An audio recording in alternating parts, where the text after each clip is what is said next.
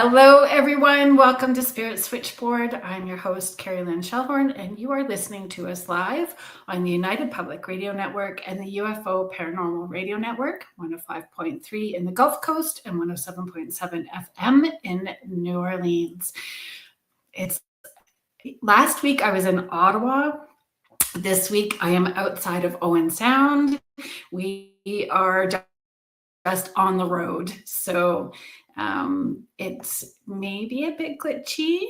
We're going to see how it rolls. So I just need everybody to be a little patient tonight. Anyway, I'm very excited about tonight's guest.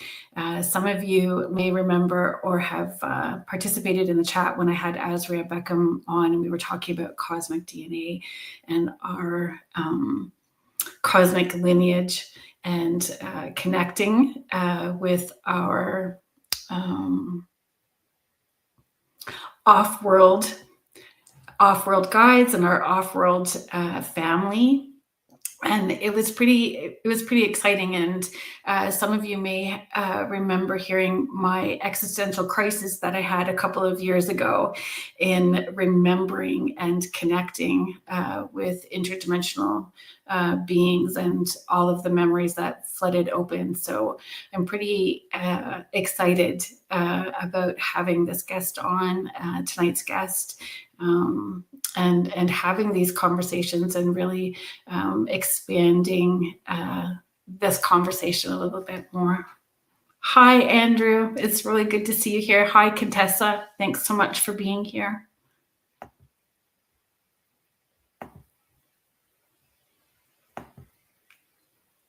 It's always great to see you guys in the chat. So this week on Spirit Switchboard. Hi, Heidi. Hi, Carrie. We are welcoming author and experiencer Chris Berryman, author of the N-1 session, Seasonal Reflections from the Outer Dimensions of Light. Welcome to Spirit Switchboard. Hey, Carolyn. Thanks for having me. Oh, it's very exciting. It's very exciting. And reading it, I'm not a book sharer because I write in my books. I love my books. I have aha moments. And there was a lot of them. There was a lot of things I resonated with. There were some things I learned. I loved. It's not just sharing what you channeled, you're teaching as well too. There's so much to this book that you have offered to people. It's really a gift. Well, thank you so much for that. Thank you for reading it. I so appreciate that. And I love it to hear that people are writing in the books and writing down their own impressions, because there are actually in the book of the N1 sessions, there's a bunch of blank pages in the back. So fill them up, I say, with your own thoughts, your own visions, pictures, ideas, and everything. So I'm thrilled to hear that. Well, you really encourage people to move past their fears and understand the connections that we are going to have, right? And can have, moving past fear. So filling it up may happen for those people who use the tools provided in the book that you give them. Yes, and that does seem to be moving past that fear. That seems to be one of the primary goals to help us move past fear. That seems to be one of the primary goals of the source of the material. That is what they want us to do. And I was able to connect with this source by overcoming my fears, because I was truly a nervous Nelly when I started having these experiences. I was kind of freaked out. But yes, in the exercises, that is part of the goal that are in the back of the N1 sessions, those 10 exercises to really help people to overcome fear, take ownership of our lives, to experience our sort of mind-body system, all these abilities that might be dormant, and travel out into the universe. So yeah, that's definitely you named it. That's pretty much the purpose of this book. Yeah. It's amazing. It's so brilliant. I'm I know that I had mentioned Azria to you prior to the show, and I mentioned it in the opening. Um, Azria looked at the cosmic lineage for generationally. So my mom, my sister, myself, and my niece. Now, bringing my niece into that, my niece used to, until I asked her to participate in the show, well, I kind of voluntold her. That she was going to be participating, and I mean, she is an adult. She has free will, but she said yes.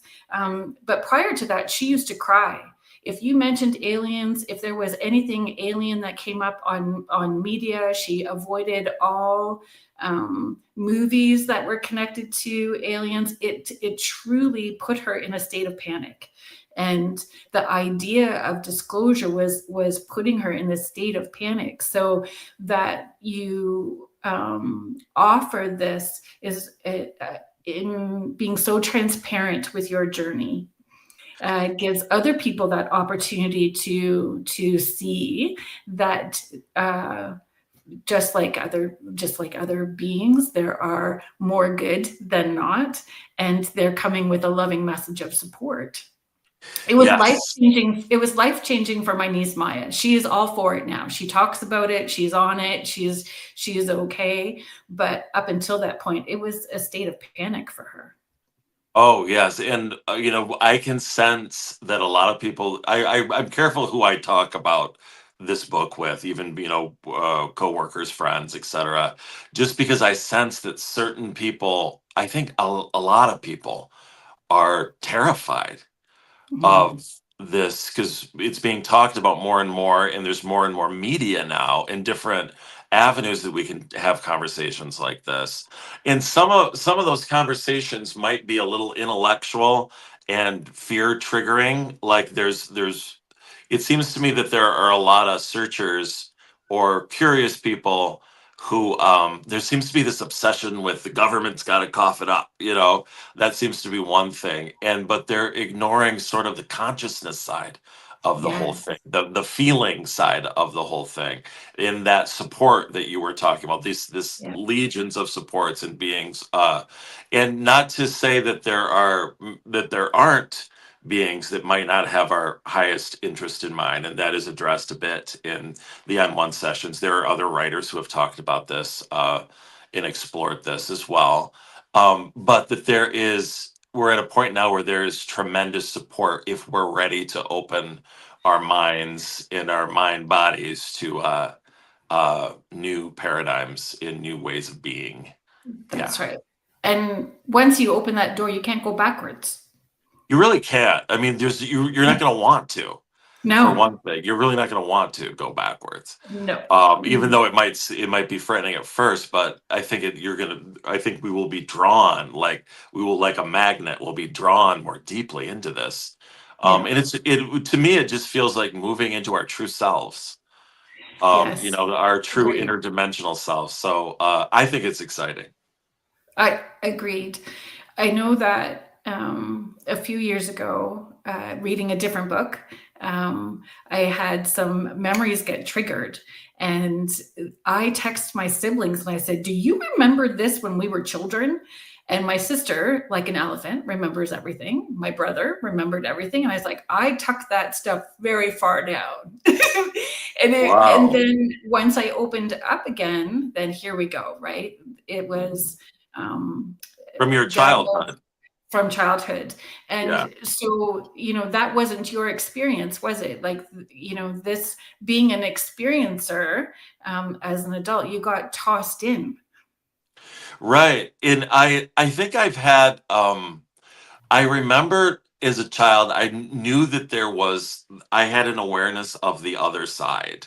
That's for sure. And like, I think I said this on Michelle's podcast and other podcasts, that, growing up Catholic, it was the ritual and the candles and the incantation that I was so drawn to during mass and Mm, other experiences. I just remember like being laying in bed and like a wind coming through a window, and just I knew that there was more to it than just that there was some energies coming in. But outside of that, I think because I was just religious training and sort of like growing. Both of my parents were teachers, and education was really important in our household. That I didn't have ET experiences or anything like that as a child. No, no. It happened. It happened in my 40s, which is kind of interesting. Wow. Yeah, I think that it's all divine timing, no matter when it happens, and yeah. it is life altering. It's life altering. There's some people I just want to acknowledge that are popping in and saying hello. So Heidi Cole, thank you so much for being here. Jade, thank you so much for being here. Heidi is shouting out hello to you, which is great. Hello. Julie How Dow, you thank you doing? so much for being here. Lois Clark, thank you so much for being here. Hi, Jody. Mish is chiming in from Australia. Good day, mate. Yes, Good day, Mish. those. Carrie, hi, thank you so much. Carrie Fast is chiming in from Calgary, which is fun. Hello. Hi, Joanne, thank you so much for being here. Now you know why I was not responding to the text at David Wilson. So hello, thanks for popping in. Stephanie Malo, thank you so much for being here too. When that experience happened, did you question why you? Oh yeah. I think I questioned everything about it. I first questioned what the heck was happening, these sensory experiences, starting with geometry, moving into portals and light particles, and flying saucers, spacecraft, having visions of this, and then beings, first eyes, and then hands and bodies of uh, extra dimensional beings, and then having other experiences. So I definitely questioned it. I got some encouragement from an energy healing teacher of mine to not be scared, to relax and everything, which certainly helped. And then I still question why me a bit. I think it was because one, I was available, and it was a pandemic, and I had a lot of free time on my hands. Um, I did have some training in spirit communication, like communicating with, using my psychic gifts a bit. I have some, actually quite a number of years of training, but not in working with this type of ET energy, which is a different frequency than working with something like guardian angels or spirit guides. Which is a very gentle energy. They can be gentle too, but it just is a more of an electric experience, at least Yes. for me. Yeah, yeah. Yeah. So but in perhaps I have some connection to this civilization from some past existence. I don't have any proof of that. I don't know. So and I haven't delved into that a whole lot. I've just been working with what's been coming through and working with the material as is. But someday I think I'll go a little deeper in that. Well, and it will unfold as it's supposed to. Like it Yeah, just, when you're trusting it. And I love that you are recognizing the intuitive aspect of you, because that is part of that collective consciousness. The more that you open up into it, the more that happens. And it's such a trust exercise, right? oh my gosh, good way to put it. Yes, an absolute trust exercise. And to trust what's happening, and to trust myself. Even taking the next step and putting it out into the world is, because it can be a bit scary. And Yeah. there's you might, I've gotten a few haters along the way, but that's okay. I mean, that's a natural part of the process. Yeah. So people Yes, it can, is. challenge and disagree, or they have fears, or there's confusion about how all this works and everything. That's okay. We're all learning here, so it's good. That's right. And I find with the haters, they're still making it part of the conversation and creating engagement. So awesome. Thanks so Absolutely. much. Yeah, absolutely. It may be challenging me to get Yeah. really clear about what I'm doing and what I'm the message is, and to what how to communicate to the world. So thank you, haters. Yeah. I use the phrase, thank you for giving me the opportunity to practice speaking my truth. Yes. Oh, I love it. I love it. Yes, what you just said. What you just said. You know, thank you for giving me the opportunity to practice hitting block if necessary without guilt. Yeah. With love, we're going to do that. I think I question when that happens too, though. Is it a moment of mirroring that fear of, we had that fear, so we pushed it out. So, they're just picking up on that frequency as it gets to them. Because I find the longer that you do that, the frequency is hitting all the people that are matching that are ready to meet you where you're at, or a couple of steps ahead and pulling you up even more. I don't know if you have found in doing all of the podcasts people ready to tell you their connection story. Which I love to hear. Which I love that. I love it when it's a two-way conversation, and I'm not just sitting there running my yap. Like I love to hear a back and forth conversation with hosts, with people who call in with questions or comments. I just love it, and everything. And yes, I mean that's I do believe in that, and that's highly possible as well. What you were talking about, the fear that exists, other people can sense that, and might be picking up on that as well. And in the preface of the N-1 sessions, I sort of, you just give the cliff notes about how it all came about. And I talk about how I just had such self-doubt at first. And because this is not something, I did not seek this. The Right. source sought me, um, without a doubt. Maybe there was some agreement in before I came here in this body, but I'm not sure. And uh, with that, it took it again exercising that trust, in that confidence, that holding the ground, staying grounded in what I'm doing, and that seems to be the what gets me through. And what does channeling feel like for you? Is it a different experience each time? It is slightly different each time. There are variations, that's for sure. It's come through in surprising ways at different moments, like because I try to set it up like I try to do it during moon cycles, or solstices or equinoxes, or when one sign is moving in another, just so that there'll be a special energy on these days. So that's just for me. It'll be more of an occasion, but it has also come through when I was trying to work at home, and I was like, oh my God, I just had to start typing on my computer, and just, it just wanted to come through. So it has Right. happened that way as well. It is in I think this is important to talk about this. And I would like to hear what it feels like, your work, how what those experiences feel like as well as a medium.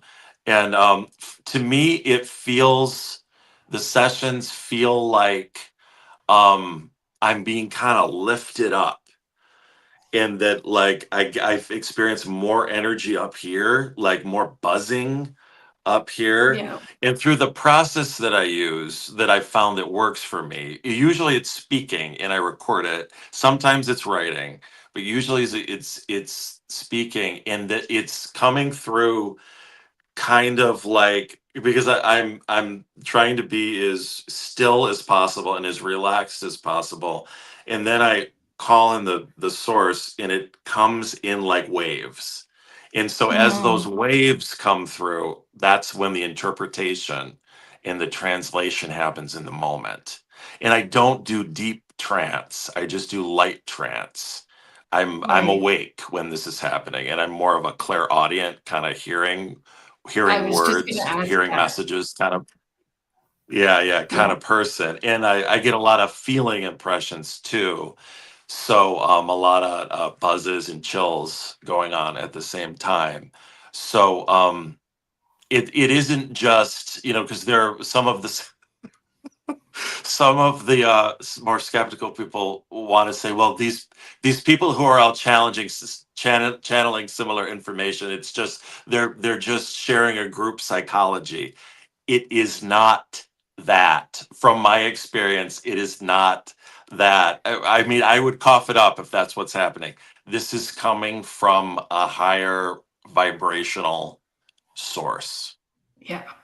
And it is a frequency that is electric. You really do your skin feels that staticky kind of Yes. charge. And Yes. mhm, it's very different. And agreed, when you are doing a meditation and tapping into your archangels or guardian angels, or grandma's coming in to say that she saw something happening in the family structure, or you're tapping into those interdimensional beings, those off-worlders, each one has a different frequency, totally different frequency. And the off-world beings, it is it feels loving, but love isn't maybe the right word. And with good intent, trying to move you forward. Oh, Like yes. it's I feel information. that from the energy that I channel, it does, like, I know what you're saying. It feels like love, like Tibetan monks feel like love. There's a bit of a detached Yes. Eastern Yeah. Zen like monk like energy in it. But there it doesn't mean that love, even though um uh consciousness in philosophy and a vision of a higher of a higher way of living is also coming through. So information is Yeah. also coming through, but there's still that feeling, that very positive, very reverent feeling backing it all. So that's Yeah. that's something that I can continuously experience. And it's fast. It comes in so fast. There's no room for um not that you doubt, but there's no breathing room. It's just boom, boom, boom, boom, boom. You It's coming in consistently. Sometimes it gets very fast. Sometimes it does slow down, almost like a telegram coming through. yeah. And sometimes it slows down to phrases for me, inland words, sentences at a time, and then it starts to speed up. I've noticed there's a pattern that this at first there's sort of a big picture message that comes through, and that comes more like that telegram, that wave type of thing that I'm talking about, and then it becomes more conversational, like we're talking right now, and it Yeah. speeds up. But Amazing. that's just my. I mean, I think there's probably as many experiences as there are people who do this kind of work. Agreed. Um, I agree. And I yeah, I I personally feel that our personal journey affects how we're receiving that information, or so the more that we're taking accountability of our personal healing journey, and however we are doing that helps us, right? thank you for the reminder. I need the reminder sometimes too. So I, Yeah, I know that it's there. And it does make a difference. The more that I've done this work, right? yeah. Uh, I don't know. You just see it. I find for me Mm, after channeling, I get freezing cold. You can feel that coming down. Uh, mm. and I get very cold, and then I'm very hungry and need something to eat. I'm pretty hungry after, and then I just want to nap. Yeah, the increased napping is definitely moved into my life since over these last few years, and I enjoy it very very much, the napping, and uh also it's when I'm the sessions themselves, it flows, it feels like an uplifting experience, but then I have to transcribe it and put it into English, and going back in and sitting in it like that, for me, having to work with these concepts like over the course of a day, that can drain me of energy a bit. So I have to take my time and rest in between while I'm doing that. And that's Yeah. good that you recognize that and that you honor it, right? Like, Yeah, I've learned um, to. Yeah, yeah. I'm I've not learned always, to. I get off kilter and I don't always show myself grace. And then I get the kick in the rump to, get back on track Mhm. kind of thing. Excellent. Yeah, sure. Nothing wrong with that. Getting a kick in the rump, I don't know Yeah, about that. it's fine. I don't know. But my experiences with interdimensional beings has kind of been all over the board, from channeling information, um, missing time. So I've had missing time experiences as well too. So as a child and as an adult, but I think it's always been very powerful stuff. My oldest son is in the autism spectrum, and at one point, it was out of the blue when it came in. I wasn't trying to get into meditation. I wasn't working. I was just kind of how how you're nodding your head. If I rock, it kind of puts me in that meditative state. And I was just reading a book and rocking, and away we went. And they showed me like a DNA structure for my son over top of his DNA structure, and how that autism, how they're communicating just on a different level, and helping me understand my son differently, and giving me some direction on that. So I've always found, even though I had a little bit of an existential crisis, that now my life is about to change, because now it's no longer, grandma. Now, I remember telling people, so I had an alien visit. So, if Elvis wants to come in now, I'm ready. Like, if Elvis wants to come channel, bring him in, because we're good now. But it was life altered in such a positive way. Oh, good.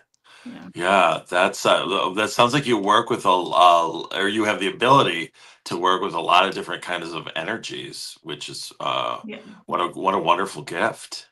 But I would imagine the longer this, experience, once the doors open and you're doing this is your path and purpose, part of that path and purpose, and it just continues to expand, right? And Yes. Yes, and I wasn't sure. I wasn't sure at first when this started happening how like what the time frame would be. With this material, I think it feels like I'm about halfway through. So I think there'll definitely be another some other book or some other media of some kind connected with it. But it just feels like I can do it continuously, and it's just part of my life. It's just yeah. something that it's just a practice that I do, and it's there, and I'm still learning. I'm still learning to do it better and to expand myself and all. But that's I'm starting to enjoy that process. Yeah. I don't think that ever stops, though. I mean, 20 Right. years in doing this, I'm still learning every day too. Yeah. I would never say that I was an expert in this. I'm Yeah. still a student learning, and to me, that's Oh, kind of Earth anyway. Earth is Earth school. It's yeah. Oh, right. uncomfortable Right. Earth school. Good point. It's Yeah. uncomfortable Earth school. So, when you was there something that changed your perspective or a worldview? Like, was there something, an inconvenient lesson learned as you, or an uncomfortable lesson learned? I think there were a few. Yes, I think the one of the big ones is the way that I handle my social life, and that I handled, but like my intimate friendships and relationships, that I have to I'm not willing to go along with, and just anything to be included. That I Yeah. because I where I live, like it's there sometimes in our lives, like a tribal thing can kick in, where we're part of a group of friends or part of a big Yeah. family or whatever. And now I'm learning that I just can't, certain interactions or certain events I can be involved in, and some I just can't, because I'll have to ghost, I'll have to leave, because just there's something I'm not relating to energetically, and I start to feel literally panicky or sick, so I can't stick around for just anything. Or and Yeah. in my friendship circles have shifted as well within all of this. It's a change. It really is a change in frequency in Yeah. what we feel comfortable with and what we don't, and what resonates and what doesn't. And that changes continuously too, the more that we do this work. And I thought for the longest time it was age as well too, where you give a shite less, but it really is a frequency thing. It really is, and I've learned to recognize that perhaps the hard way, that there's something that I just like I've outgrown a certain frequency, or I'm on a different path than someone. We all have our paths. We're all discovering things on different paths, and that's okay. Yep. That's okay to rearrange things, and maybe I'll see you somewhere in some existence sometime. And that's all good too. Do And you? I'm talking about these friends that I Yeah, had at yeah. one time, and maybe I don't have anymore. Well, and when you meet new people, like you said, there's your work environment and these different places, and this doesn't trying to compartmentalize it is challenging for sure. Um, Yes, and yes, um, and then if you are single and trying to move into relationships and explaining all of this stuff, that's very challenging. yeah, yeah. And over the last, I tried for a while, and now I'm on a rest. I think I feel it moving up again. But someone gave me some really good advice. It's just I need to find. There are other people out there. Who share different frequencies, and I do have a lot of friends who are interested in all sorts of interesting esoteric stuff. So I have faith, that there's a possibility for me out there somewhere. Yes. Time will tell. Well, it's interesting when it happens, Yeah. and what I would say to that too is, um, when you're doing this work, you're trusting every thought, word, deed, or action is a frequency that's being felt and coming back to you, right? So Yeah. whatever it is in that partner person, the universe is listening, and they do bring it, and I do feel things are speeding up for many people. So what you're putting out there is going to be coming to you for Yeah. sure. Oh, that feels Yeah, exciting. it is. I think it is. Yeah. I'll just write a note and I'll send it to you later. Right, Sometimes right. the show shice comes in. You're gonna write a little note. So funny. Um, yeah. Anyway, I think that they give us all that information and again, frequencies. And it's not always about us. It's about the other person and where they are at. And again, that shifting of people and where they come in and come out. And then we have to add in the timey-wimey, wibbly-wobbly stuff, right? So timelines and time shifting and those things, when Yes. you start channeling information from interdimensional beings, it changes how you perceive everything. Oh my gosh. And my whole conception of time and space it's like altered completely. I don't like its existence is it's blurry to me now. It's murky, time and space, like how it operates. I see it being in a much more non-linear way. And that Good. I don't look towards like setting, okay, but in 3 months I'm going to achieve this goal. Like it's more of just an inner intention, or Yeah. at first in like expressing a desire, and then letting go and allowing the existence to work with it is and it feels accelerated to me to operate that way too. And Yeah. fast. So do you find too, though, if you get into a funk, so you've brought your frequency down, that you can watch it fall apart as quickly as you can make it be moving forward?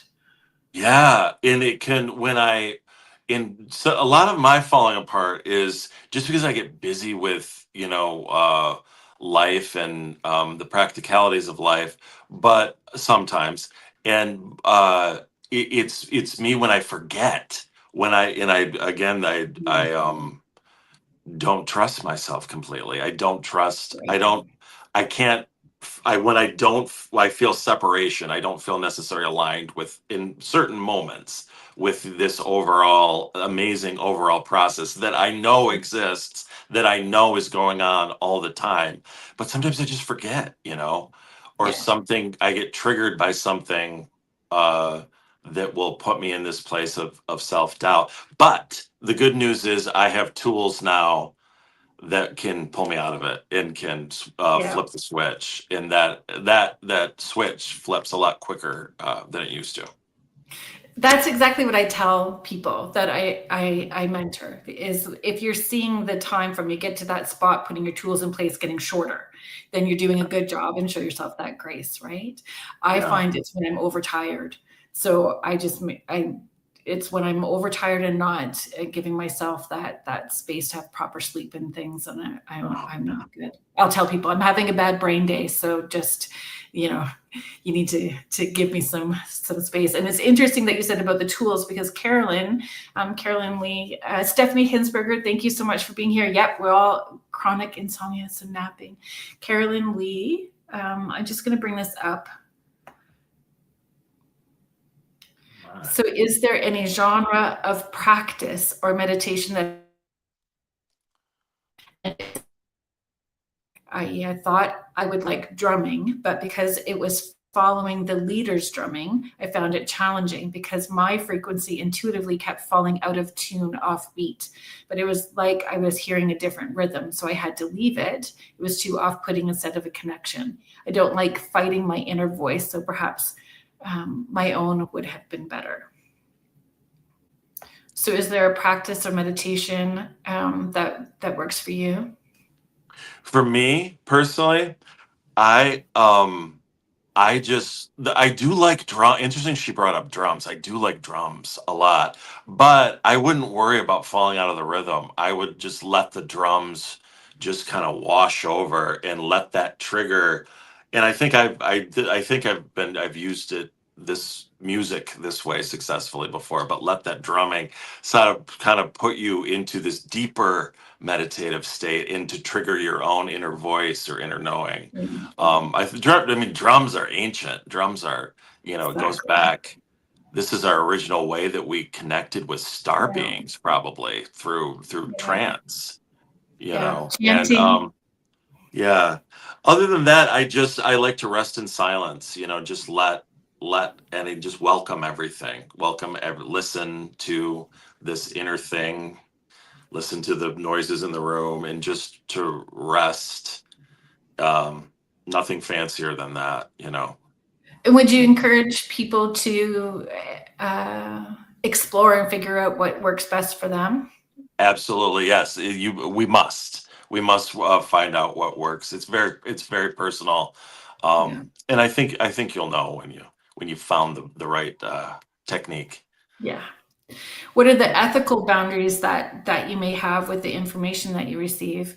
Do you get that push pull and it's time to share this or this I need to hold back or is there any of that I, kind of guard rails in I've that? learned from like messages that I receive about people. I've learned to sort of recheck the timing and when to say something, because I've said things too soon in the past, like that I probably should Oh, have waited or kept silent. But I've learned to, anything that I'm picking up about an individual that I'm with or a friend or whatnot, I've learned to be discern what's the best timing and how much to say. As far as the material that's in the book, the N-1 sessions, I did go over it, scanned it all if I felt it was the right time to release it, and it felt like it was all in good alignment. So I didn't have any, and there's a few little controversial things in there, but it still felt like it was the right time to just let it rip and let it put it out there. Yeah. Yeah. And we're just going to let everybody, for those people that are listening and not watching, you can head to Berryman, Berryman, berrymanbooks.com, and you can find it there and find out exactly what those little find them there. How do you protect your energy? Do you have certain, again, it's rituals, and I know that it's usually pretty personal, but if Yeah. you're opening up energetically and channeling, um, is that intention set prior? Yeah, I think that's a really the great thing to bring up because I think it's important to number one ground Mm. myself. That's really important thing that I do to connect with the energy, this earth energy, this electromagnetic earth energy, because I think that if we're connected to that, there's a natural protection that goes on there, uh, being plugged in to that Right. electromagnetic frequency, so to speak. And then I also do things like cleansing my energy with water, with sort of raising the vibration in the room with tuning forks, and then just Mhm. working with my guidance to say, hey, if anything that is not doesn't have light vibration, doesn't have a certain frequency, doesn't have good intentions, tries to move in, just let me know, alert me, and we'll pull the plug. Yeah. And so I have sort of a contract with my guidance It's that way. perfect. And it comes back to letting go of fear again too, right? Um, so it was interesting. I taught a class last winter about connecting with your interdimensional guides.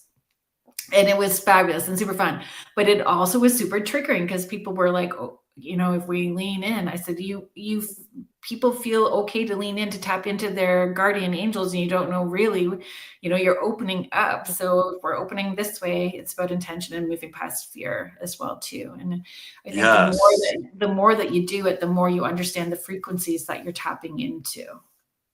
Yeah, and there's a lot of religious through lifetimes. We have a lot of religious training and conditioning Mm. that is telling us, oh, don't lead it. Like I think that it's good to be discerning, but I think there is no need to be fearful at the same time. Great. If you're using certain techniques, if you're operating in with good intentions and keeping yourself um, cleansed and grounded, and just being aware of what you're. I think this is important. If to be aware of what our motives are for working with spirit and higher Very important. frequencies, Yeah. But to just keep I track about find that. I find if you go in and it's about ego, you're gonna get shot down pretty quickly Yes, by yes. them. Like Or if that it's we're about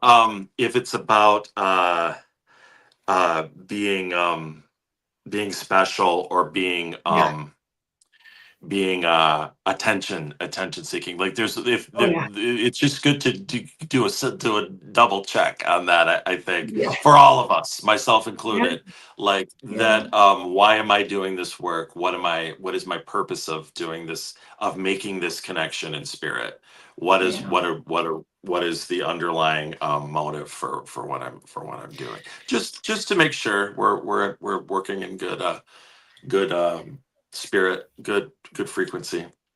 What I find, even channeling interdimensional beings, you quickly find out that you're being of service for something that is a higher good for the collective. Yeah, I just So got covered in chills when you said that. yeah, So it's I think that's yeah, that opportunity is there if we want to take it. yeah. Okay. The book describes a multi-dimensional collective linked to Orion and Sirius, right? So how Yeah. did they define themselves in your words? How do they define themselves?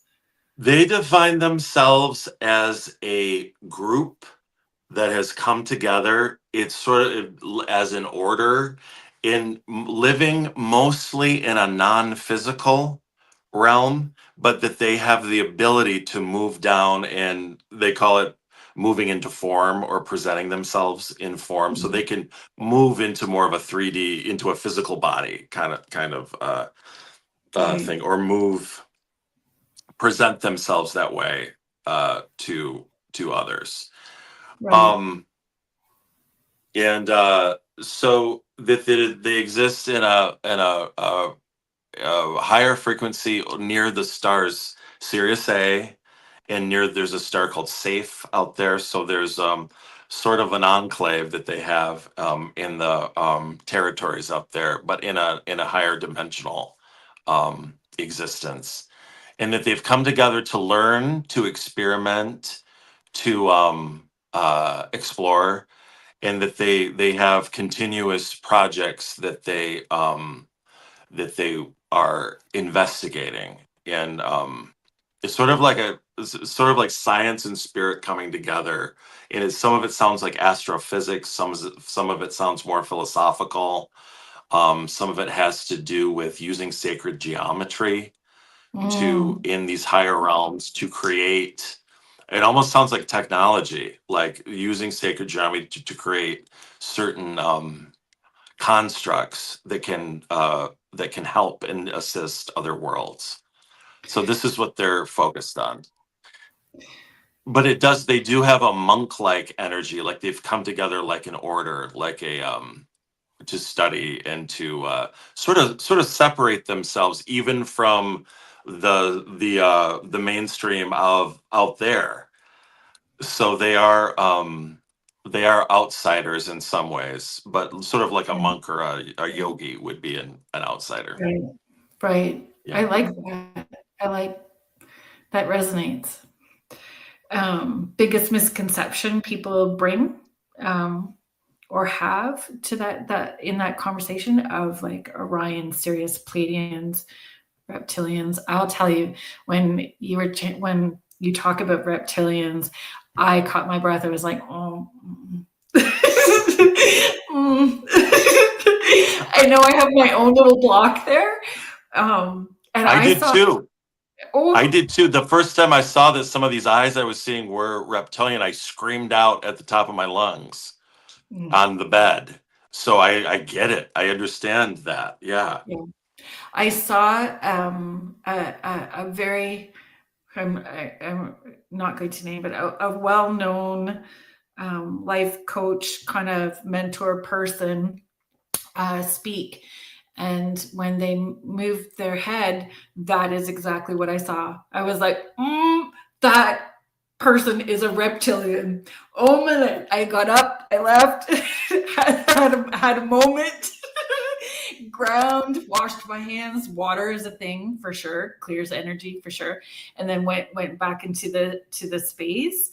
And I had that because of media as well too, being influenced by what I have read or watched or heard and movies and how pop culture had influenced, because there didn't seem to be a hidden agenda from this person or being. Right. And that there are the not so good intentioned reptilians perhaps don't want us to know that there are whole races of reptilians that are maybe native to this galaxy that do Yeah, have always had good intentions, and they have not exactly. gone through some of the trauma that maybe the other races have gone through. And that is maybe, though there is you see, we're moving into a place that things aren't so cut and dry. We're moving into a time where we're going to have to really use our discernment, because things are nuanced, and we're going to have to really, the story isn't is simple as maybe we've heard in popular culture, Yeah. about any of Carrie, these beings or anything. that's right. Carrie, you're on the same train of thought as me. I'm going to bring up your comment. I mean, discernment, is challenging for some people if they are disconnected from their body. Like your body is giving you information. So many people needing to understand how their intuitive self and emotional self and higher self, their physicality, like it's all connected, right? Yeah. Oh, so important. So important. But that discernment is to trust. It has to do with trust in this solar plexus chakra too. Trusting the feeling that we're getting when we're in someone's presence. Trusting what we're feeling in our gut, like that. Yeah. And it's usually in those first few seconds. Yeah. Like Oh, it's totally. it's This is why shadow work so is necessary. A lot of people do not want to face this, but it's important. I absolutely agree that shadow work is very important. I'm trying to go more deeply into it myself right now. So thanks for saying that. well, and there gets to be a point where we have no option but to deal with those things. I feel that people have a misconception about what shadow work is as well too. It really is understanding who you are at your core and incorporating all of that understanding, why you get triggered or responding, and having new ways of responding to certain situations where, I mean, we can't totally get rid of our ego. It does play a part, right? I'm sorry, you've on my end, you froze up a little bit there, but I'm sure that was lovely what you just said. Yes, yes, it was. That's what we're going to roll with. Paranormal Chronicles. Thank you so much for chiming in, Chris. It's Ah, amazing. hey, Gavin. Yes. Hello to Hi, Wales. Gavin.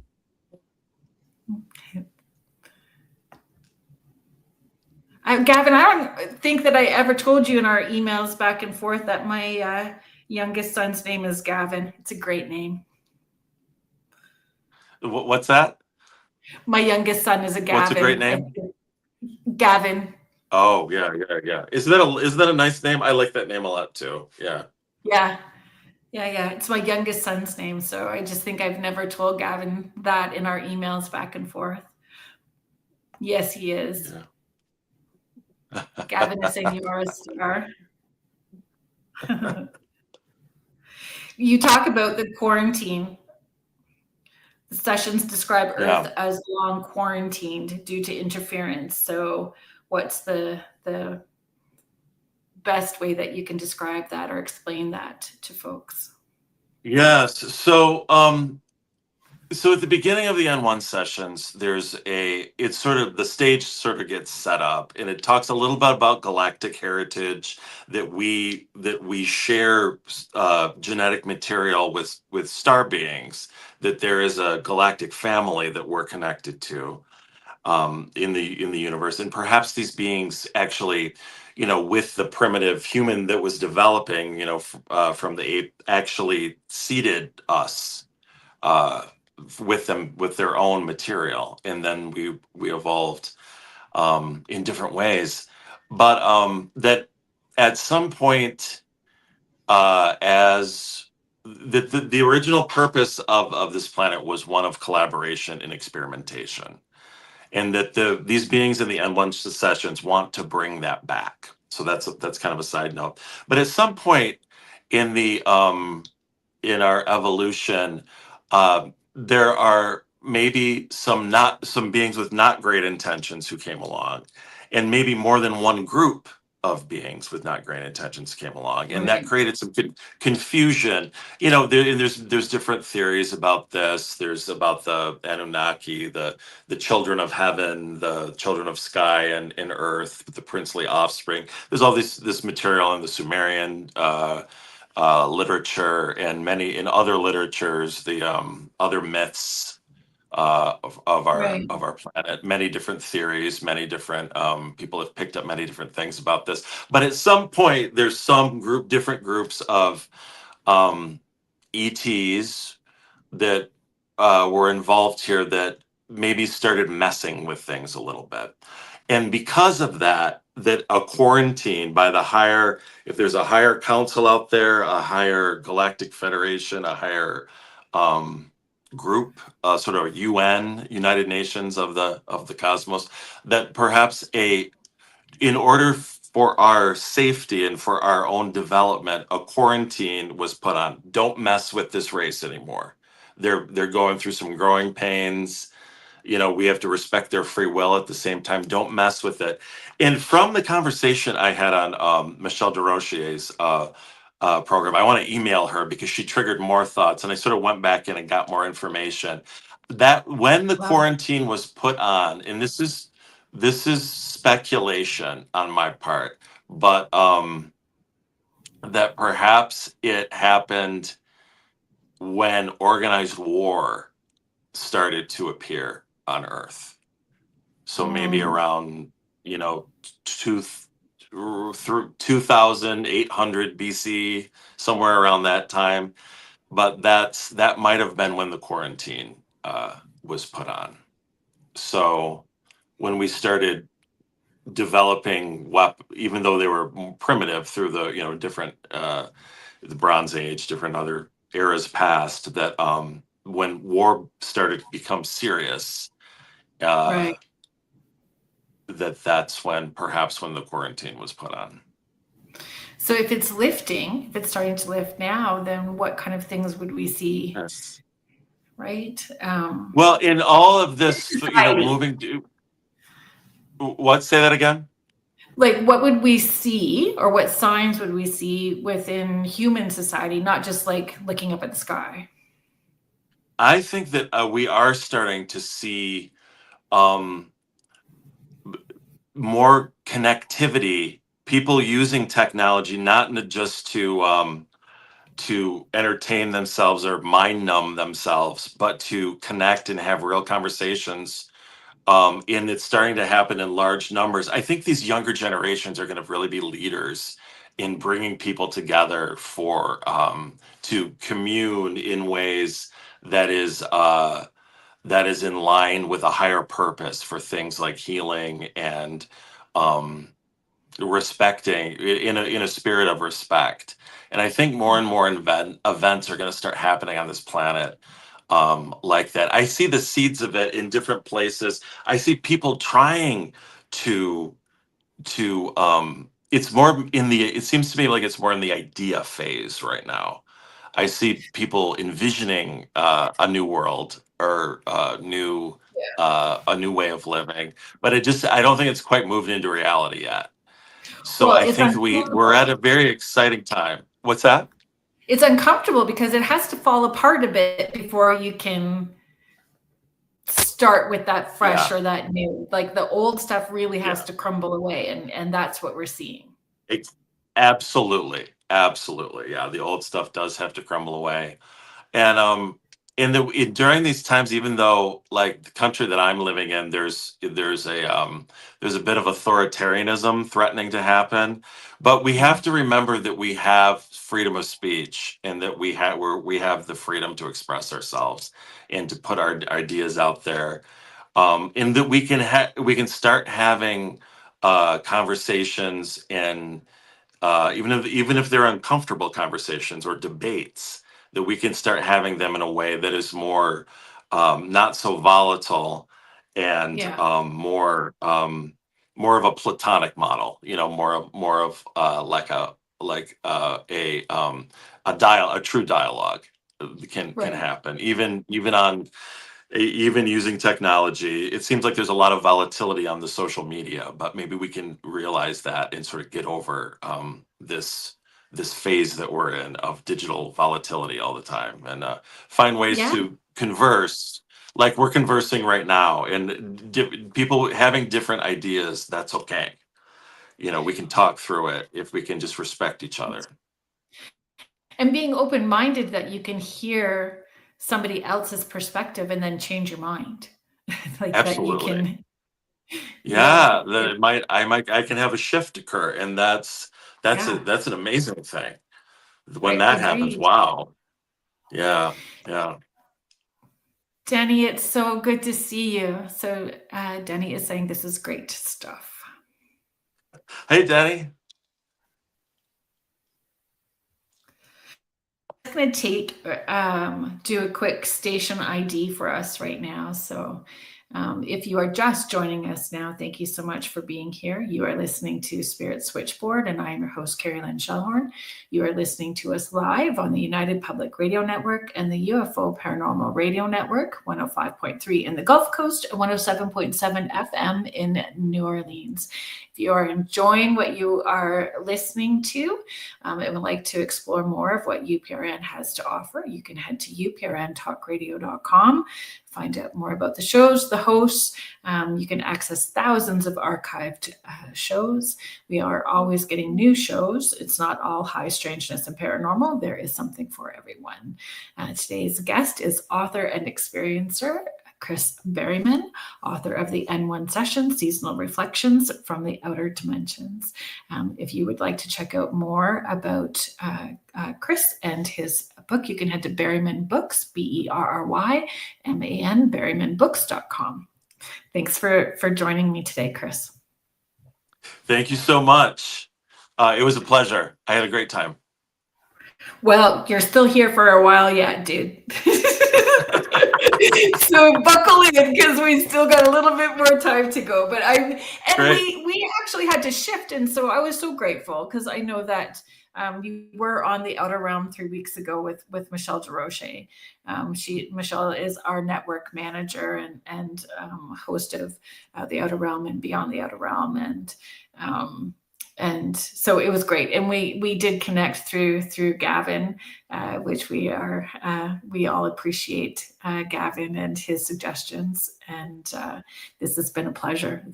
It's a great book, folks, and I encourage all of you to check it out and then reach out, let Chris know how because it will impact you. There's just so much in there. There's between the educational part and the teaching part, the wow stuff, those little gold nuggets that we were talking about earlier, reach out and let them know how it impacted you. Indeed. I'm just going to bring this up. This is great, Carolyn, because I wondered if for those people that are in the chat, if you wanted to share, are you feeling that a big shift is happening right now, and how are you experiencing that where you are? Carolyn is sharing, I feel the tiny home plots. For example, older women living in commune, not called that, but for economic and peace reasons. But I see valleys of people living together to share meditations, living hippie-like spaces, like-minded places. They have retreats now. Maybe that is the practice. I do feel more people coming together, creating community, right? More community happening.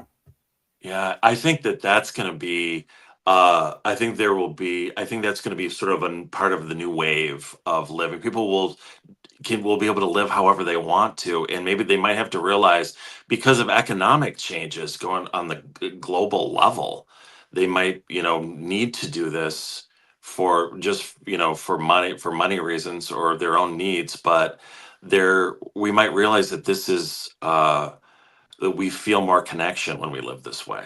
And I think that we're going to have the freedom in this next era. I think it's already started, actually, to choose to do that if we feel that we want to. Yeah. I agree with that completely. So N-1's core teaching is essentially peace first, right? Like peace first. So why is nervous system regulation foundational to contact?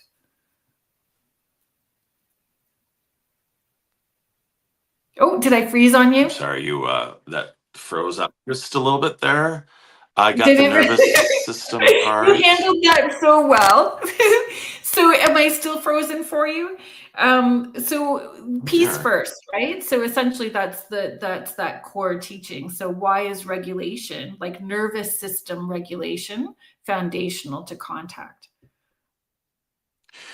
I think that, yes, that nervous system regulation, starting with breath, starting with stillness, starting with grounding and tuning into the mind body, I think to safely hold the frequency, the higher frequency that one deals with in dealing with contact in higher energies. I think to keep ourselves safe and regulated, that these practices are important. Yeah. Yeah, breath work is everything. I agree. Yeah. Like, Yeah. The uh, breath work it, is the breath is the start. Yeah. The first goddess, somebody told me the breath is the first goddess once. and And and honestly, when you practice and using that in your practice, and it's a practice. It's literally a practice. You have to continue doing it. And yeah. some days it's with ease, and other days it's a little more challenging for sure. But I find at this point where I'm at, just taking that breath, it rolls in, hits that third eye, crown, down my spine and up, and I'm ready to go. We're on it. It doesn't. Yeah. You don't have to sit for a long time. Right. So that's the ability that it has to do that. So that's what it can do. It can put a person right in the zone, so to speak. Yeah, So that's an exactly. amazing thing. Yeah. So for people that have okay, so genetics, I wanted to talk about like the cosmic genetics. I know that I'm kind of pulling us back to part of a conversation that we had earlier, but you having a Catholic background, what are you finding? How did you reconcile? How did you, yeah, Well, come to terms? I'm a long fallen Catholic. So with that, and Right. I had joined the New Age long in my 20s. So but that original foundation is still there, and um so with ideas like that, um with about cosmic lineages, and but the church is one institution that was put here and that people are drawn to. I suppose, like, my mom was she's passed on now, but she was a very devout Catholic and said her rosary every day and things like that. But it gave her, for her needs, that really fulfilled her. So those practices, but she did have a cosmic awareness outside of that. She believed in angels. She believed in um a universal love, so to speak, and that you even within the church or different religions, that there can be there are star seeds in disguise, I think, in all walks of life. You you talk about us having like an invitation to be part of a wider community, right? And can you share some of your thoughts on that? Yeah. Well, and I'm inspired, but, like, I think it's one another example of this is that message that we just got about, living in commune, living in communal living with other people, with groups of people. But this, and I think that idea or that possibility is the same thing. In the N-1 sessions, we're invited to not only do that on this planet, but to Yes. expand our vision, Yeah, is that we're part of a galactic tribe as exactly. well, that we're part of this whole thing, and that we're in the material, we're challenged to start to know that, and to imagine that more vividly in our lives, that we are part. There is a galactic community, Yeah, and there is with both physical or non-physical uh, members, and that we are part of that, and that our non-physical selves, our ability to be in higher dimensions, is expanding, and so we can meet these beings, even though we're on a planet where we're very grounded in the physical, and but with our developing of abilities, we can, the collaboration, the powwow is the invitation is on for that experience. right. Do you feel, or what do you feel would be the biggest immaturity that people need to outgrow in order to allow that to?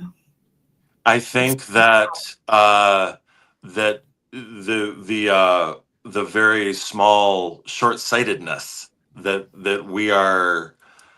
we live and then we die and we either go to heaven or we go to hell, or that we're just a mass of yeah, cells, and that it ends with us here, and that that in this ever expanding universe that there aren't other worlds or other civilizations or other existences, and that we're just a speck on the bigger map of the multiverse. So I think very that small. will prevent, like, opening our minds to all of that and all the details and all the possibilities therein. That will help. Encouraging that sense of wonder, keeping your sense of Yeah. wonder, right? Yes. Like Sense wake of up every wonder. day like a Yes. little kid at Christmas. Yeah. Like, Yes. Every day. yeah, And I have to remember that as much as anyone does. So that's it's again it's daily practice, but I think it's going to be easier moving forward because it's going to be these ideas and these concepts are just going to be shoved in our face more. And agreed. so we have to ignore all the volatility and the drama of global Distraction. politics. And yes, there are things that are concerning, like threat of world war, and nuclear events and things like that. And of course, we have to, stand up for peace and for rights and for freedom. This is all important, but just to live our lives, we're just here to live out our lives in our own, in the way that feels best to us, and be of service in the way that we want to be of service.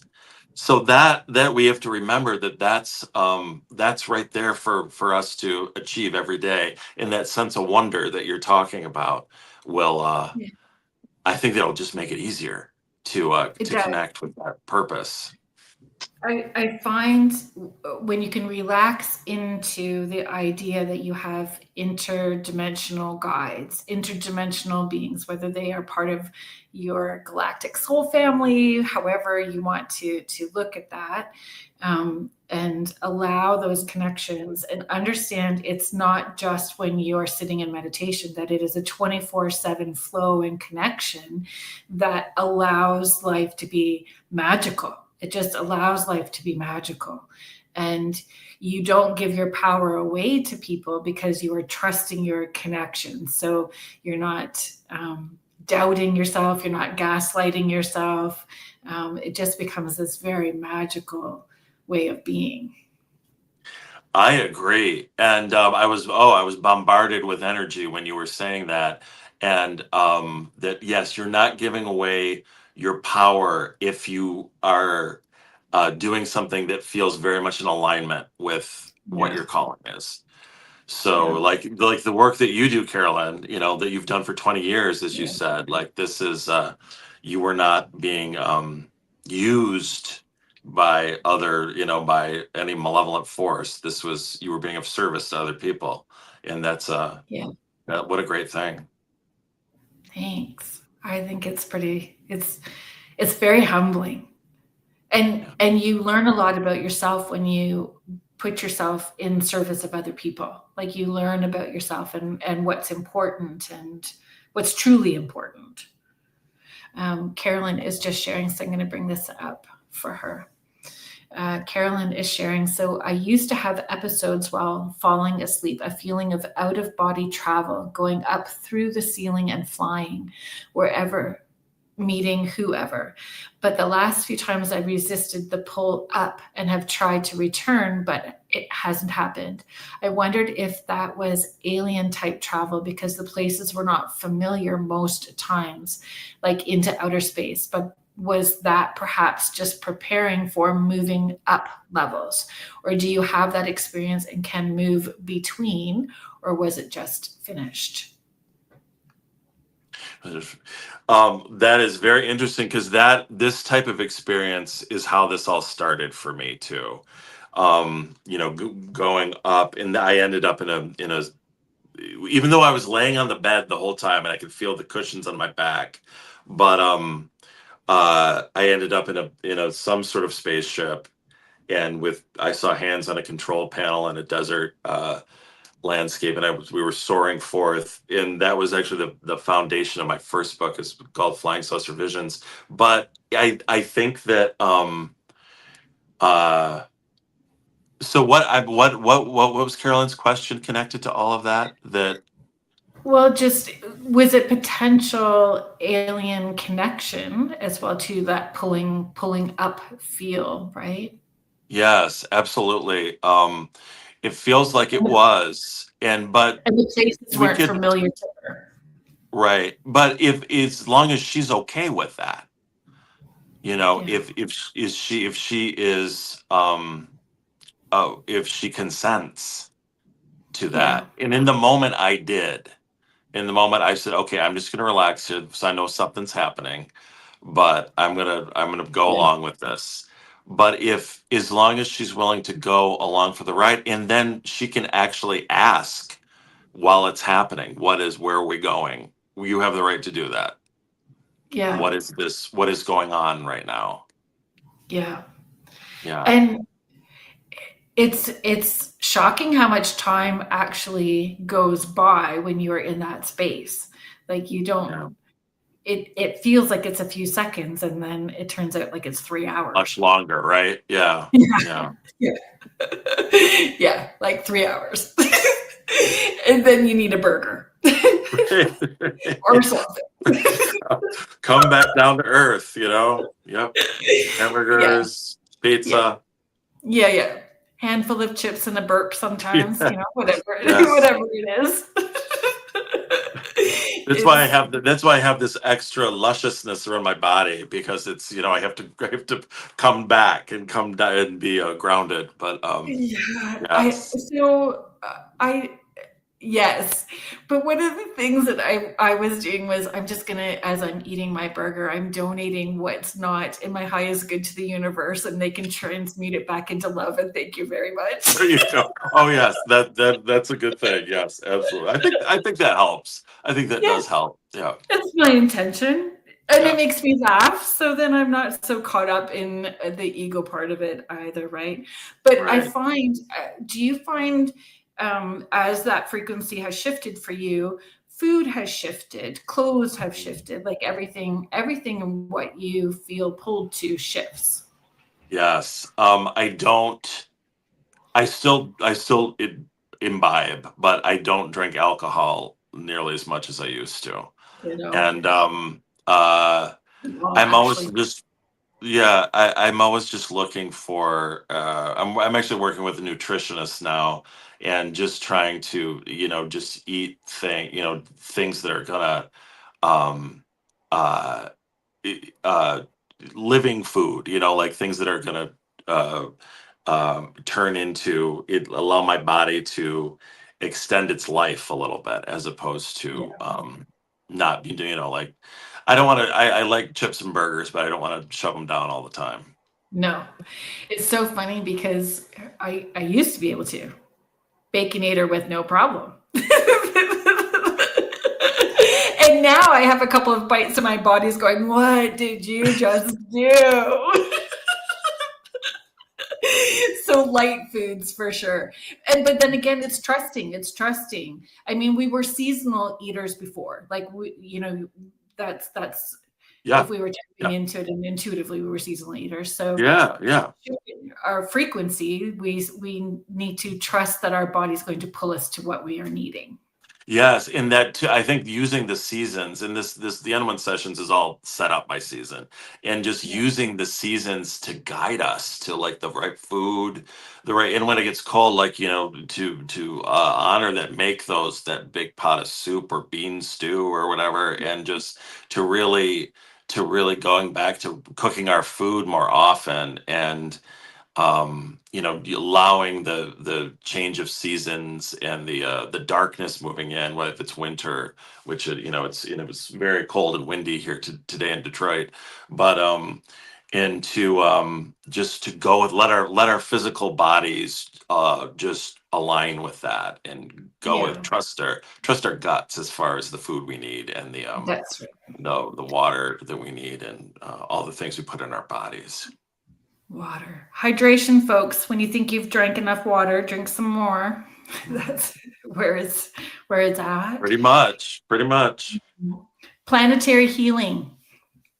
So planetary healing, the messages that you have received or impressions that they have given you, and beyond recycling.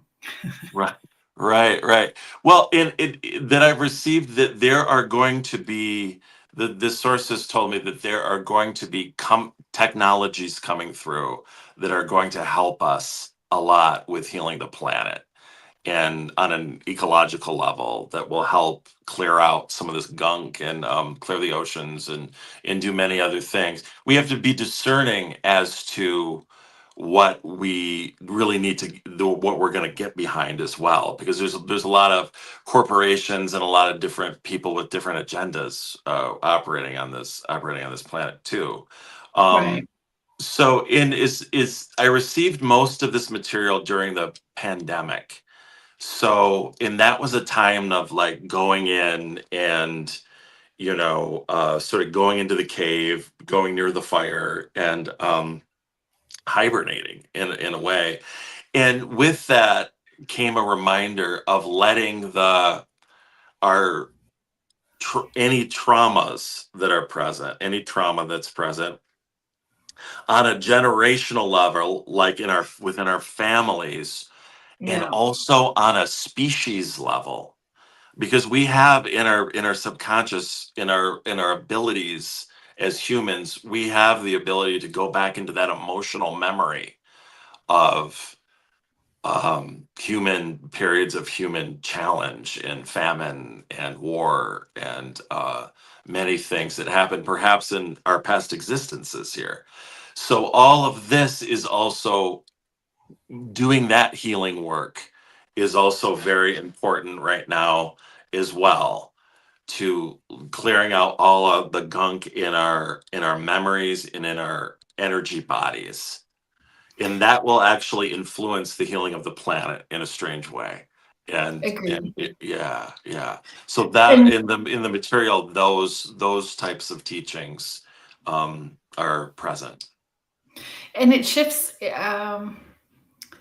simplicity. That's the word that I Yeah. wanted. Oh, simplicity. Yes. So important. Like being willing to be radically simple in our lives. Like I'm trying to have more simplicity. You wouldn't know it by the all the stacks of papers and books in this office, but um embracing that clear and simple life based in what is most important to me, and that really addresses my true desires, what I'm here for, what I want to be doing for the rest of my life as Yeah. well.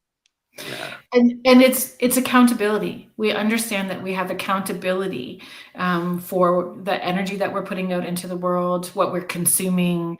There is just this level of accountability, and again, where we want to expend our energy and protect it, not put a Yeah. club on. But in our Yeah. spaces, I always find it fascinating in our spaces too, when we're really shifting our frequencies, like where my clutter is shows me where I still have some healing I got to do. But the rest of it, I can't have any clutter at all because I can't think straight. I'm so foggy brained if the rest of it is messy. But that one spot, I know that I've got some like inner work to still do in that area. But yeah, so I don't know if you've noticed that for yourself as Well, well. I mean, yeah, but the clutter, and I actually hired out some help with some friends who to help me paint in this house, and which I finally confessed that I needed help, so I called on outside help when I definitely needed it. But I mean, clutter will appear where we have a relationship with this physical world we're living in. We're busy, we're trying to make things happen, and clutter will appear. Um, it's just it's a good thing to clear. I always, so when I clear it, something amazing usually happens, like some Yeah. breakthrough will happen, or I'll get a raise or something like that. So it holds energy. Clutter holds it Yes, holds a certain energy that might bring us down a little that's bit. right. And subconscious, we're creating that block. So Yeah, yeah. we're just moving that out of the way. Now, where did I see? Oh, thank you, Carolyn. Carolyn is sharing, how do you do that healing work, energy or Reiki? Sure. Well, those What? are Reiki or energy healing. That's a great place to start. I mean, there seems like there's more and more practices popping up all the time. Again, I think it's personal, but some of the some of the stuff I was talking about, clearing that and ancestral or on subconscious healing. I've worked with some teachers in that, and some hypnotherapists in that. Yeah. The practice, Dolores Cannon's practice. I've done that with a practitioner, and there are many others too. It's Yeah. for some things I've realized I need a teacher, I need a guide to help me with, and other things Right. I can do myself. Yes, agreed. I Yeah. always feel like I'm stepping in a big pile of poo when I open my mouth up to talk about healing modalities. Like, Like I don't want to. Everyone has their favorite, oh and yeah, I don't want to yeah. hurt any, ruffle any feathers there, and I No. respect them all. So yeah, Yeah, and honestly, it's all coming from the same place of source. So sometimes, it's just how each one is, the ritual of it, how it's presented, and finding what one resonates for you and where you are currently at. Um, and then trusting, like a lot of people will sign up for Reiki because it seems to be the go-to that everybody does when they're starting their spiritual awakening, and or that they're needing the letters, that they've got this and this behind them in order to validate what they're receiving yeah, intuitively. yeah. And so it's really, gaining the confidence to move past that as well too, right? And Absolutely, absolutely. That it's that Yeah, and in when I started out, I got caught up like, oh, I have to take that, like I got to do this, and now I'm a level 3, and I'm going on the retreat with the level 3s or whatever. And that's all wonderful. It's all awesome, but it's real. I've learned that it's really all inside of us. But exactly. these practices, but I had amazing experience going on the retreat with the level 3s or whatever level I was at, and Yeah. it just setting time to do it and to let it in. I think that Yeah. awakens our own intuitive abilities and our own healing abilities as For well. sure it does. Yeah, And yeah. for many folks, it's the initial place of community because they have felt as an outsider outside of the box, are not able to talk to anyone. So, those initial places, and I'm not knocking any of that. Right. Just, really Yeah, I encouraging need people. it. I've definitely, I need those communities too, because I Yeah. am kind of an outsider, and like those are communities that I do need. I do spend much more time on my own now, but with sometimes it's just a Zoom thing, or sometimes it's in person, but the community is important, I think. Mhm. And the online ones are just as important as the in-person ones. And Hmm. just like with the folks in the chat, like you guys are such a big part of the show. Like you look forward to chatting with each other. You can see the friendships developing with each other, even in the chat, like through here, which is beautiful. So we all need community in different ways. Um, I just encourage Yes, people absolutely. to, whatever the healing modality is that you choose, or the teachers, let it what resonates, take it on, and what doesn't, feel okay to drop it. Because the teachers are also teaching from their level of healing.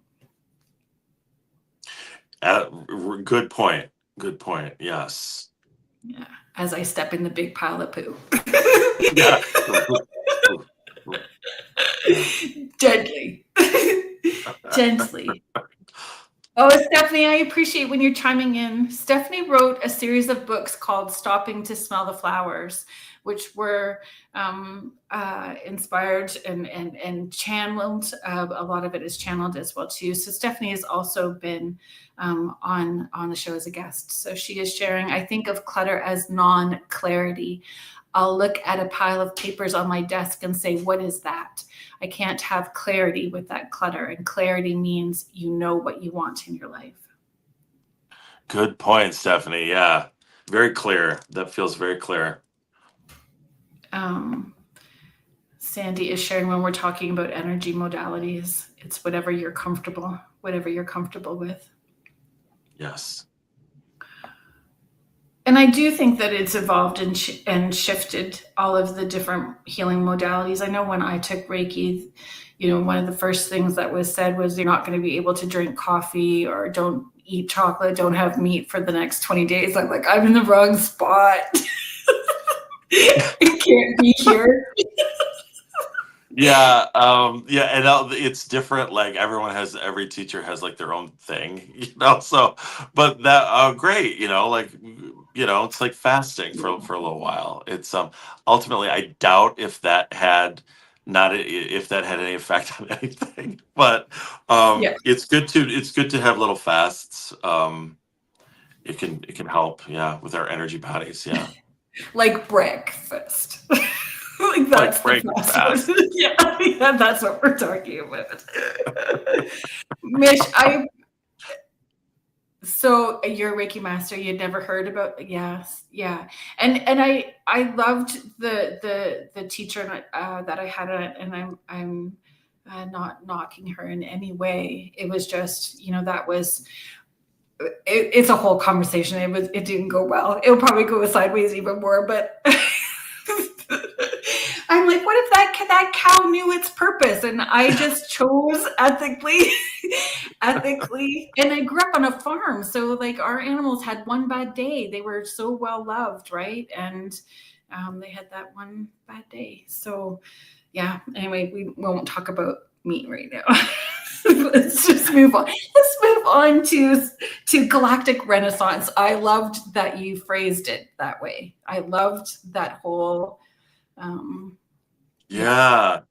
Yeah, that we're feels like on this planet, and that we're living in a time when a lot of people are having consciousness experiences, Yeah. and as well as interdimensional experiences, and some that involve beings from other worlds, and that it feels like we are moving into a time when we're going to be able to collaborate with these beings a little more openly, and that maybe a time when humans, Syrians, Pleiadians, other beings can collaborate once again, and sort of envisioning a new Earth, and that over time, slowly but surely, that this can through it might not start in the physical. It might start is in some of this interdimensional communication that we're talking about. It might start in dreams and experiences, and in meditation, and in projecting ourselves out into the universe. We might start to have interactions there as well, but that it's not. We can let go of some of these old stories about the gods, and that we have to not that we have to be only here. We're here for a purpose, and we need to mind our p's and q's and respect the gods out there. That no, that this is that there are communities out there, and that there's a greater community that we can be involved in. And that's sort of the idea behind that renaissance, that galactic renaissance. I love that. And how we, yeah, yeah, what it would look like in our daily life, right? Families and school and Yeah, work. I think it'd be a little All different, right?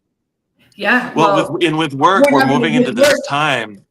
Like, are we going to have to Exactly. work still, is the other question, because we're moving this time where, like, with robots and AI, and like like there are people like in America, Andrew Yang, he's talked about this idea of a monthly income that people would like, that we wouldn't have to work, we'll just have that, and we'll have to find other purposes, other ways to engage ourselves, and other ways to be of service. But uh these are big questions right now, I think. and so many people coming to that place too, and recognizing, and even with work, when we're talking about work, path and purpose, passion, you know, some of us very blessed that our work is also our passion, right? And our purpose, but not everybody gets to have that. But I feel like we're moving into that. Yeah, yes. And absolutely, yeah, I feel you on that one, because I'm moving more deeply into it. I'm not 100% there myself, but I feel like that I'm moving more deeply into a greater purpose, and I think a lot of people are feeling that too. You're just feeling that? Sorry, you're. I think I froze again for you. The sound is moving in and out. Oh dear. It's that high frequency vibe that we're in. It's the high frequency vibe. Can you hear me? I can hear you. Okay. Sorry about that. What did you say? Oh, I don't know now. Okay. I was so caught up that it was freezing. And I was like, oh, we just have big energy right now. It's that high frequency. I know. Making it like freeze up. I'm gonna try to get this better if I can. Michelle popped in. She said, great to see you. So. Oh, hey, Michelle. I adore her. I think she's an amazing woman. Agreed. I'm going to send her an email too. Agreed. Yeah. We've lost your video, but that's okay. We can still. Okay, hold on. Here we go. Can you see me? I can. Here we go. I wanted to make sure it wasn't something wrong with my phone. I think it's just our connection is a little weird. I think so. I'm in the country, so I think that part of that is part of it, and StreamYard itself. Okay, so we're just being mindful of our time because we're kind of coming to a close. So this was the question I wanted to close with. What do you hope listeners feel after reading the N-1 sessions? You know, what do you hope they feel?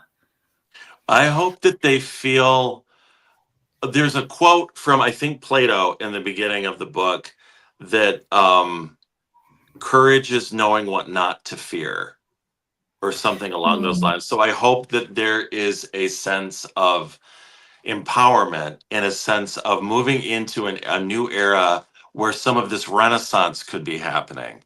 A renaissance of a body, mind, spirit renaissance, and also an interdimensional and cosmic renaissance could be happening. And to be able to move in it, take a breath, and move into it with a feeling of confidence. That's as opposed to fear. So that's what my hope is. That's what my desire is. I feel the way that you laid out your book, you're giving them the tools for that. I certainly hope so. I think there's a lot of tools in there. Yeah. It was brilliantly done. Good. No, thank you. Thank you so much. Yeah. You're welcome. So where can people find you, purchase the books? Where plug away? Sure. You can get the N-1 sessions on Amazon or Barnes & Noble, anywhere books are sold. You can also get Flying Saucer Visions, which is the illustrated sci-fi ages 10 and up book that I wrote when I first started having these experiences. You can Google search them, and you can also find both of those books and anything about me, anything else I'm working on at berrymanbooks.com. Which we have running along the bottom. Thank you. This was so much fun. Thank you. This was a blast. Thanks for having me, Carolyn. Yeah, this was great. Thank you so much for coming on. Folks, next week we have author K.G. Michelli coming on. She's from Niagara Falls, I believe, Niagara Falls, Ontario. So I hope that you guys come back and join us next week for that conversation. Thank you, Michelle, for popping in and saying hello. And thank you for always helping me and supporting me. I appreciate that you wrangle this squirrel on Red Bull all the time and the work that you do. Thanks, everybody in the chat for participating, your questions, comments, showing up and being here. You guys do help make the show what it is. Thanks, Joe Montaldo, our network owner. So thank you to United Public Radio Network and the UFO Paranormal Radio Network, 105.3 in the Gulf Coast, 107.7 FM in New Orleans. We hope everybody has a great weekend, and we will see you back here next week. Have a good night, everybody. Bye.